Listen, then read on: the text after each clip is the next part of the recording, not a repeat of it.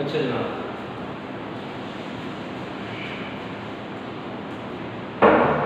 Now comes to the variable. What are variables? ठीक है, हमने मैथ्स के अंदर तो देखे थे, बिल्कुल देखे थे, आप सबने पढ़े होंगे अपने ओ लेवल्स में, 9 में, मैट्रिक के अंदर, इवन इंटर में या ए लेवल में मैथमेटिक्स के अंदर वेरिएबल पढ़े होंगे। वहाँ दो चीज़ें आती थी, या तो होता था कांस्टेंट या तो होता था वेरिएबल। हमें क्या पता है? हमें पता है कि कांस्टेंट की जो वैल्यू होती है वो वेरी नहीं करती, दैट्स वाई हम उसको कहते हैं कांस्टेंट। वो स्टैटिक उसकी एक सिंपल वैल्यू है। लेकिन वेरिएबल की जो वैल्यू होती है, ये वर्ड लफ्ज़ वेरिएबल मतलब वेरी से, इसका मतलब ये कि इसकी जगह पे हम कुछ भी रख सकते हैं, कोई भी वैल्यू हो सकती है। मतलब फॉर एग्जांपल, अगर किसी एक इक्वेशन के अंदर लिखा हुआ है x + 4 = 6, तो यहाँ पर ये 4 कांस्टेंट है। आप चाहे पाकिस्तान में रहें, जापान में जाएं, अमेरिका में जाएं, मार्स पे जाएं, चांद पे जाएं, वो कह रहे हैं कि भाई कहीं भी चले जाएं, ये 4 की वैल्यू जो रहेगी वो 4 ही रहेगी। लेकिन अब फॉर एग्जांपल यहाँ पे वेरिएबल सॉल्व कर सकते हैं x + y, ठीक है, ये वेरिएबल है, इनकी वैल्यूज चेंज हो सकती है। मुझे क्या पता, हो सकता है कि यहाँ पे ये x की वैल्यू 2 हो और y की वैल्यू x की जो वैल्यू है वो 1.5 और इसकी वैल्यू 0.5 हो सकता है, इसकी वैल्यू 0.5 हो सकता है, इसकी वैल्यू 1.5 हो। या इस तरीके से आप देखें कि बहुत सारे कॉम्बिनेशन बन सकते हैं, अनलिमिटेड कॉम्बिनेशन बन सकते हैं। तो वेरिएबल वो है जो वैल्यू को चेंज करता है। अब हम देखते हैं कि हमारी रिसर्च के अंदर वेरिएबल क्या होता है।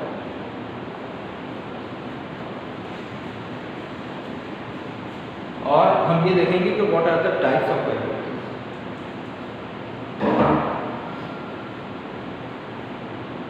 अच्छा जी, मैं माइक लगा लूँ मेरे ख्याल से, इसके बगैर शायद आवाज़ से कुछ अफाका हो।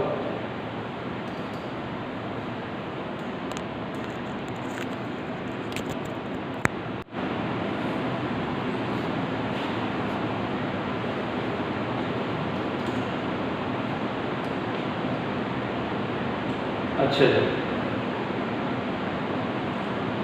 हमारे पास वेरिएबल्स क्या होते हैं? हमारे पास ये सिंपल वर्ड्स में समझते हैं कि हमारे पास वेरिएबल क्या होता है। वेरिएबल वो होता है जो किसी भी सोशल साइंसेस के अंदर वेरिएबल उसे कहते हैं जो किसी भी एक कॉन्सेप्ट को रिप्रेजेंट करे। दिस इज कॉल्ड वेरिएबल, जो किसी भी एक कॉन्सेप्ट को रिप्रेजेंट करे और उसकी वैल्यू कम या ज़्यादा या कुछ भी हो सकती है।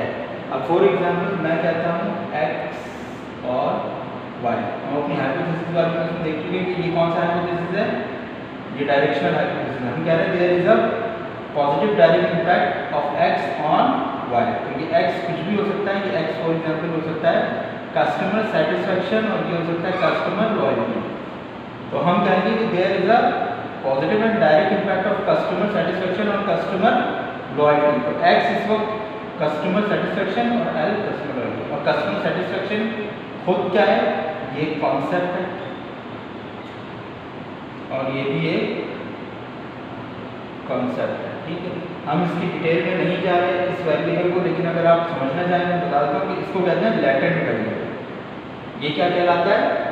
Latent variable. अब इसकी डिटेल में बहरहाल फिलहाल हम नहीं जा रहे। लैटेंट वेरिएबल होता है, ऑब्जर्व वेरिएबल होता है, अभी हम इसमें नहीं जा रहे। बस ये समझ लें कि ये वेरिएबल है और ये कॉन्सेप्ट को बता पाता है, ये हमारे पास वेरिएबल होता है, ठीक है। अब हम देख लेते हैं जल्दी से कि types of variable.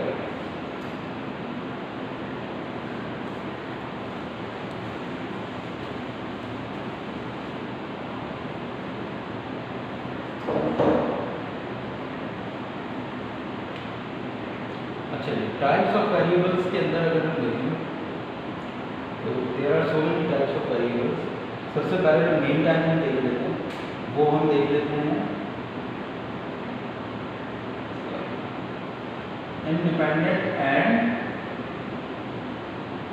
Independent variable and dependent variable. मैं शॉर्ट में लिख रहा हूँ, आप अपने पास नोट्स में कंप्लीट कीजिएगा उसको, ठीक है। वही चीज़ आ गई, ठीक है। अच्छा, यहाँ पे जो x है ये क्या है, इंडिपेंडेंट है, और y क्या है, डिपेंडेंट है, ठीक है। इंडिपेंडेंट वेरिएबल है, ये डिपेंडेंट है। ठीक है। अच्छा कैसे? इसका इम्पैक्ट इस पर आ रहा है, ठीक है, इसका इम्पैक्ट इस पर आ रहा है, तो जिधर भी एरो का टैल होगा वो इंडिपेंडेंट होगा, ठीक है, क्योंकि ये डिसाइड करेगा कि ये कितना पावरफुल है या नहीं है, ठीक है। इंडिपेंडेंट वेरिएबल, डिपेंडेंट वेरिएबल यहाँ पर एक ही है, इंडिपेंडेंट वेरिएबल दो भी हो सकते हैं, इंडिपेंडेंट वेरिएबल तीन भी हो सकते हैं। फॉर एग्जाम्पल हम इसको कह देते हैं कि ये हमारे पास है, इसकी वैल्यू हम ले देते हैं कि इसको हम कह देंगे डिपेंडेंट वेरिएबल को ए, ठीक है, तो यहाँ जी ये भी हो सकता है, ठीक है। इसी तरीके से जो डिपेंडेंट वेरिएबल है वो दो भी हो सकते हैं, ठीक है। तो आप देखें जो एरो का बस आपने याद रखना, एरो की जहाँ टेल आ रही है वो इंडिपेंडेंट है और जो हेड आ रहा है वो कौन सा वेरिएबल है, वो वेरिएबल डिपेंडेंट वेरिएबल है।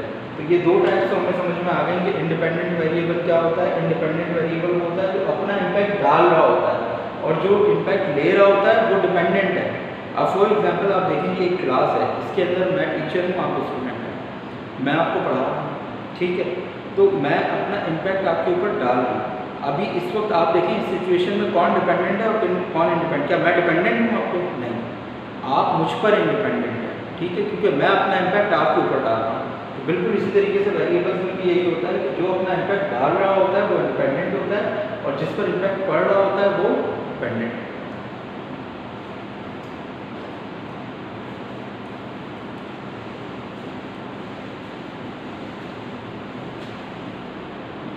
अच्छा जी, अब तीसरी बड़ी टाइप जो आती है वेरिएबल्स की वो आते हैं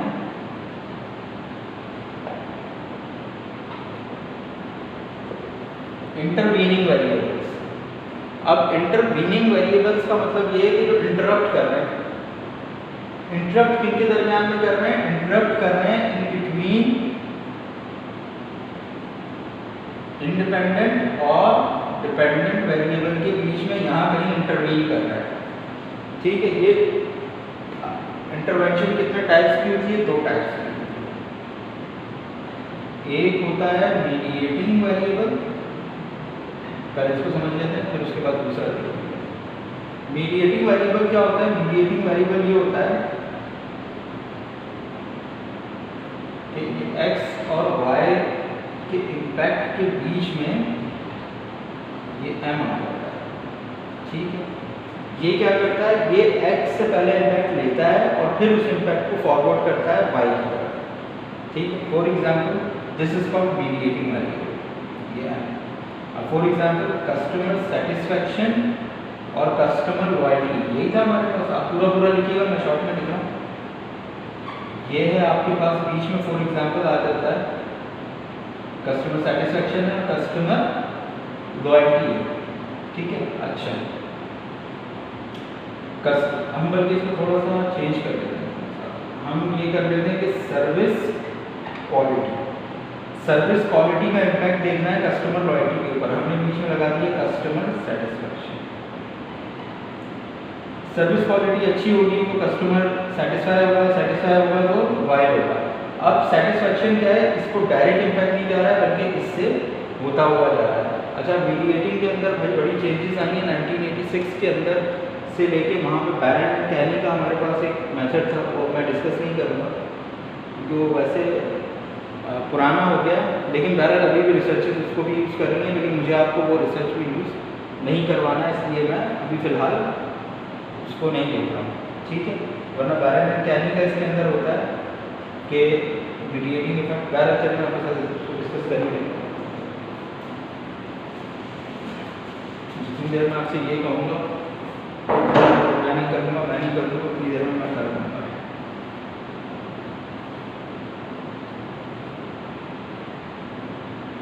ठीक है जी।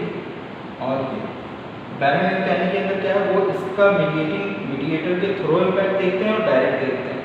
अब अगर डायरेक्ट इम्पैक्ट नहीं आता और मीडिएटर के थ्रू ही इम्पैक्ट आता है तो उसको कहते हैं फुल मीडिएशन। देखना है पास फुल मीडिएशन, यानी कि ये एक ऐसा मीडिएटर है जिसके बगैर काम चल ही नहीं रहा।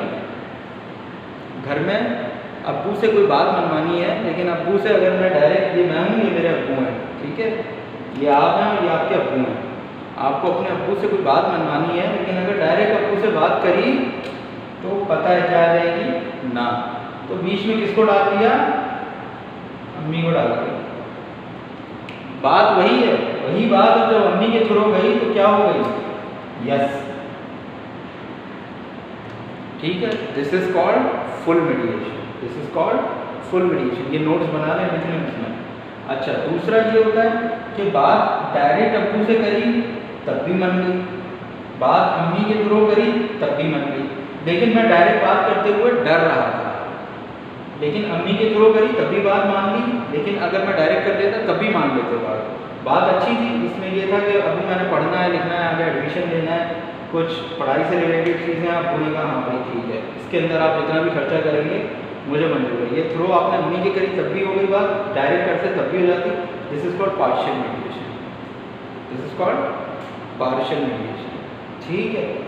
अच्छा, अब बहुत सारी चीज़ें होती हैं इसके अंदर। समटाइम ऐसा होता है कि डायरेक्ट अम्मी के थ्रू बात करने से बात खराब हो जाती है। अगर अम्मी के थ्रू बात करी तो बात नहीं बनती। अब वो कहते हैं तुमने डायरेक्ट क्यों नहीं आके मुझसे बात कर रही, तो फिर इस इफेक्ट को कहते हैं डायरेक्ट इफेक्ट, यानी मीडिएटर के थ्रू ये इफेक्ट नहीं जाएगा, ये इफेक्ट डायरेक्ट ही जाएगा, इसको कहते हैं डायरेक्ट इफेक्ट। मीडिएशन के अंदर 3 चीज़ें पढ़ ली मैंने, ना करते ही मैंने 3 चीज़ें पढ़ा दी।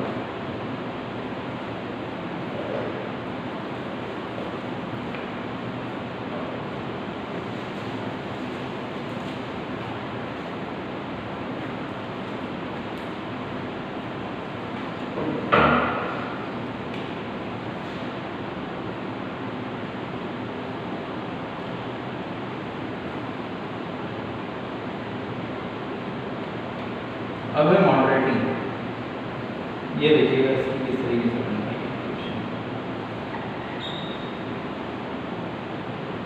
और मॉडरेटिंग आपके पास जो वेरिएबल है, ठीक है, फॉर एग्जांपल ए है, इससे क्या बात समझ में आ रही है? इससे ये बात समझ में आ रही है कि ये जो वेरिएबल है ना, ये हिस्सा तो बीच में नहीं ले रहा है दोनों के रिलेशनशिप में, ये इससे इफेक्ट ना तो ले रहा है ना इसको दे रहा है, बल्कि ये बीच में इंटरवीनिंग किस तरीके से कर रहा है। ये कैटलिस्ट हमने पढ़ा था 9th क्लास के अंदर, 8th क्लास के अंदर केमिस्ट्री के अंदर। कैटलिस्ट क्या होते हैं? कैटलिस्ट ऐसे केमिकल्स होते हैं जो किसी भी केमिकल रिएक्शन के अंदर पार्ट लेते हैं, पार्ट तो लेते हैं, लेकिन वो कहीं पे भी जब आपके पास जब एक प्रोडक्ट आती है आपके पास, एक यानी कि जब प्रोड्यूस होता है, फॉर एग्जांपल H मिला O से, यानी हाइड्रोजन मिला ऑक्सीजन से, तो H2O बनेगा, लेकिन हो सकता है बीच में कैटलिस्ट जाएगा, उस कैटलिस्ट का उस फार्मूले के अंदर इम्पैक्ट कहीं नहीं आएगा, लेकिन वो कैटलिस्ट करता है क्या है, आपके रिएक्शन को तेज़ कर देता है। तो कैटलिस्ट या तो रिएक्शन को तेज़ कर देता है या रिएक्शन को स्लो कर देता है, ठीक है। वो आपके रिएक्शन के अंदर जाता तो है, लेकिन आपके केमिकल कॉम्बिनेशन के अंदर कोई पार्ट प्ले नहीं करता। यही मॉडरेशन है। मॉडरेशन बीच में ना तो इससे इम्पैक्ट लेगा ना इसको इम्पैक्ट देगा, लेकिन ये बीच में पार्ट प्ले करेगा, और उससे हमें पता चलेगा कि ये जो है वो या तो इसको फास्ट कर देगा या तो स्लो कर देगा, या तो फिर इसका कोई इम्पैक्ट नहीं होगा। This is called moderation. जैसे फॉर एग्जांपल हम घर की एग्जांपल ले लेते हैं, तो घर की एग्जांपल के अंदर कोई घर के अंदर कोई ना कोई एक ऐसा होता है, ठीक है ना, जैसे पुप्पो होती है। अब सम टाइम ये होता है जो हम कहते हैं कि वो तीली लगाने का काम लेता है कोई, ठीक है, पुप्पो वो नहीं बोलते भाई पुप्पो क्यों बदनाम करें, ठीक है। अब फॉर एग्जाम्पल कोई भी एक ऐसा शख्स होता है जो कहीं खड्डा हो रहा होता है, ठीक है, तो उस खड्डे के अंदर वो क्या करता है, वो पार्ट नहीं प्ले करता, वो आके बीच में लड़ाई नहीं करता, वो बीच में एक छोटी सी छोड़ देता है। अच्छा तो फिर तुमने भी तो ऐसा किया था, अच्छा तो फिर इसका क्या मतलब था, तो वो बोल के छोटी सी बात तो साइड में हो जाता है, और उसके बाद अचानक से जो होता है वो क्या होता है, जो आपका जो भी झगड़ा होता है वो बहुत ज़्यादा इंटेंसिटी पकड़ लेता है। तो ये मॉडरेटर का भी किरदार यही होता है यहाँ पर। इससे सिंपल वर्ड्स में मैं इसको समझा नहीं सकता, ठीक है, ओके। तो ये हमारे पास हमने देख लिए सारे वेरिएबल्स, डिपेंडेंट, इंडिपेंडेंट, मीडिएटिंग और मॉडरेटिंग, मेनली यही वेरिएबल्स होते हैं किसी भी एक कॉन्सेप्चुअल फ्रेमवर्क के अंदर। अब हम बेसिकली देख लेते हैं कि कॉन्सेप्चुअल फ्रेमवर्क क्या होता है।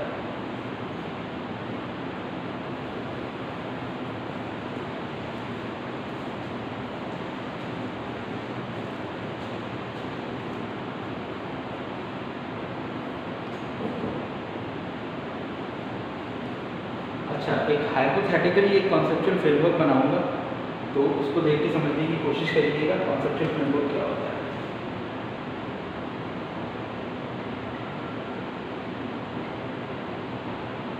अच्छा, ये बात याद रखिएगा, ये कॉन्सेप्चुअल फ्रेमवर्क है, ये थ्योरेटिकल फ्रेमवर्क नहीं है।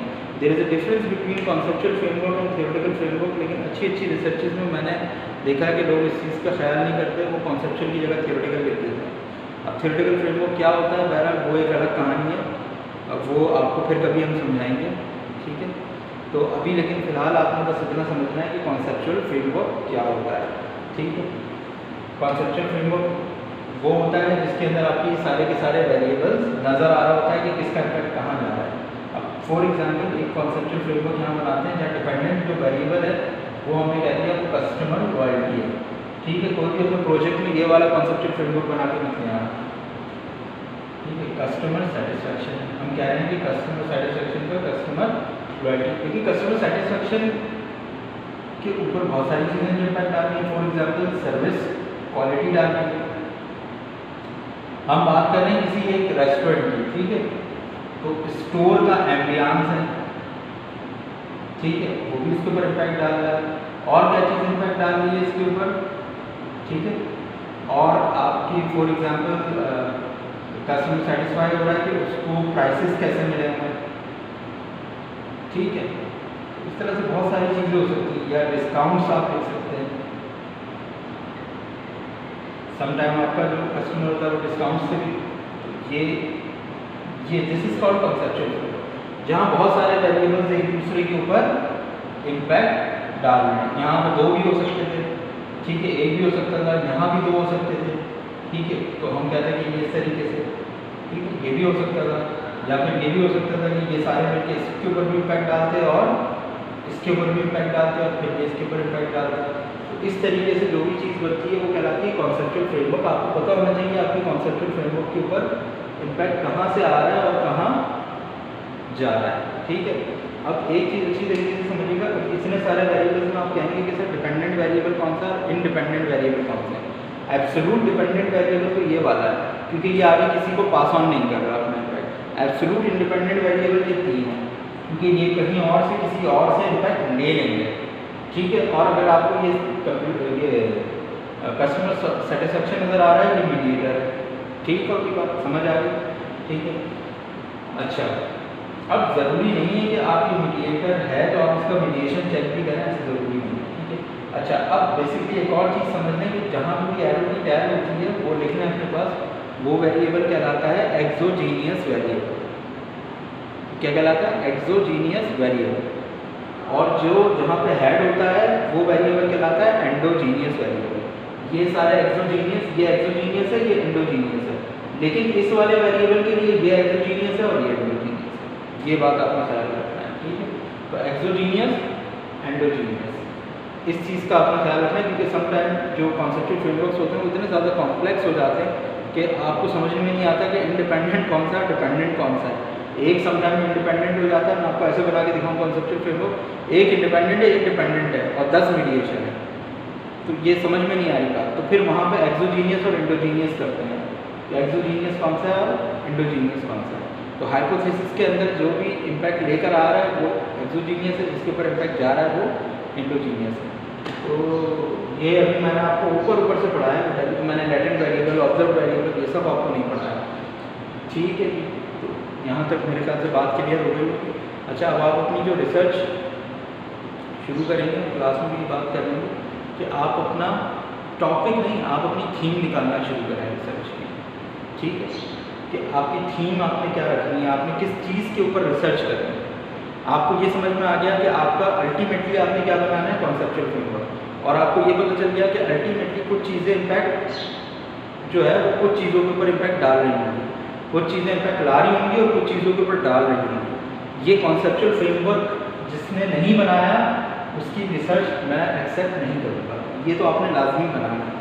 तो इसमें ये पता चलिए आपको कुछ चीज़ें इम्पैक्ट लेकर आ रही हैं और कुछ चीज़ों के ऊपर इम्पैक्ट डाल रही हैं। तो आप अपने दिमाग के अंदर ये सोचें कि यार मेरे पास वो कौन सी चीज़ें होंगी जो इम्पैक्ट लेकर आ रही होंगी और वो कौन सी चीज़ होगी जिसके ऊपर मैं काम, इसको this is called focused variable, this is called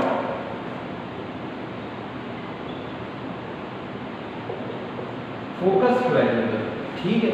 तो आप सोचेंगे मेरा फोकस्ड वेरिएबल कौन सा होगा, तो थीम आप निकाल लें, टॉपिक नहीं निकाल लें, तो टॉपिक थीम के अंदर ये सोचें सबसे पहले कि यार मेरा फोकस्ड वेरिएबल कौन सा होगा, या फोकस्ड वेरिएबल्स भी हो सकते हैं, ठीक है। वो कौन से होंगे, फोकस्ड, और कौन से वेरिएबल होंगे जो कि एज ए इंडिपेंडेंट काम करेंगे। आप कुछ भी उठा सकते हैं इसके अंदर, मैं कुछ बोलूँगा नहीं, वरना फिर आपके लिए क्योंकि जो मैं कह दूँगा फिर वो आप कर नहीं सकोगे, फिर ये मतलब जैसे फॉर एग्जांपल जॉब सेटिस्फेक्शन, आप इसके ऊपर काम करना चाहते हैं कि एक एम्प्लॉय को क्या चीज़ है जो ऑर्गेनाइजेशन के अंदर उसकी जॉब को जो है वो सेटिस्फाई, यानी कि जॉब सेटिस्फेक्शन उसके अंदर क्रिएट करती है कि वो अपनी जॉब के साथ सेटिस्फाई है। कौन सी ऐसी चीज़ें, क्या कोई मॉनेटरी रिवॉर्ड्स हो सकते हैं, नॉन मॉनेटरी रिवॉर्ड्स हो सकते हैं, ठीक है, और 10 चीज़ें। लेकिन आपने फोकस्ड वेरिएबल आपने फाइंड आउट कर लिया कि मैंने काम करना है जॉब सेटिस्फेक्शन के ऊपर, ठीक है। तो इस तरीके से आप में से हर कोई अब सोचे और सबसे पहले जिस चीज़ को फाइंड आउट करे वो करे कि फोकस्ड वेरिएबल, कि यार ये मैंने काम करना किस चीज़ के ऊपर है। फिर फोकस वेरिएबल के बाद ये क्या, ये एंटीसीडेंट कहलाते हैं, यानी कि ये इनके ऊपर इम्पैक्ट लेकर आ रहे हैं। फिर उसके बाद सोचेंगे हम कि उनके ऊपर क्या क्या चीज़ें इम्पैक्ट डाल सकती हैं। तो फोकस्ड वेरिएबल सबसे पहले आप लोग सोचना शुरू करें, और हर ग्रुप जो है वो कम से कम 2 से 3 प्रपोज करें, और फिर मैं आपको बताऊंगा कि हम उसमें से स्क्रीनिंग कैसे करेंगे कि हमने कौन सा फोकस्ड वेरिएबल निकालना है, ठीक है जी।